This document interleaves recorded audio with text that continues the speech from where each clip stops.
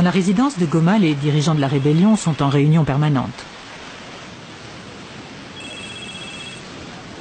Le vice-président est Moïse Nyarugabo, un Tutsi du Kivu. Dans cette même résidence, 2 ans plus tôt, il exerçait sur Kabila l'influence la plus grande. D'entrée de jeu, comme pour se défendre d'une accusation de trahison, il résume « Nous n'avions pas le choix ». Et vous avez été pendant très longtemps un des plus proches de Kabila. Vous étiez son secrétaire particulier, vous étiez tout le temps avec lui. On vous voit partout sur les images avec lui. Oui. Quand est-ce que vous avez commencé à douter et pour finalement vous en séparer? Commencer à douter, c'est depuis longtemps. C'est depuis longtemps. Mais justement, ce doute allait grandissant. C'est au fur et à mesure qu'il y avait des faits nouveaux, c'est au fur et à mesure qu'il y avait des constats amers et nouveaux.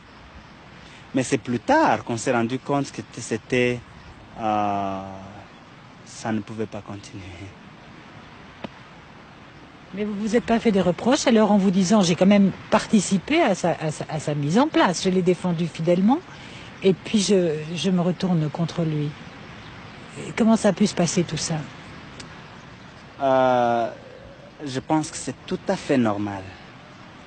C'est plutôt ceux qui ont participé à sa mise en place, ceux qui l'ont vu en quelque sorte naître et grandir, qui les connaissent mieux que les autres. Et c'est tout à fait normal que ce soit ceux-là, après lui avoir apporté conseil, après lui avoir tout dit, s'ils n'écoutent pas, je crois qu'ils sont mieux placés pour le ramener à la raison par toute voie. Au lieu de mettre les institutions en place, lui s'est mis à la place de toutes les institutions. Il était le président, il était le parlement, il pouvait dicter des lois et il pouvait les briser quand il veut.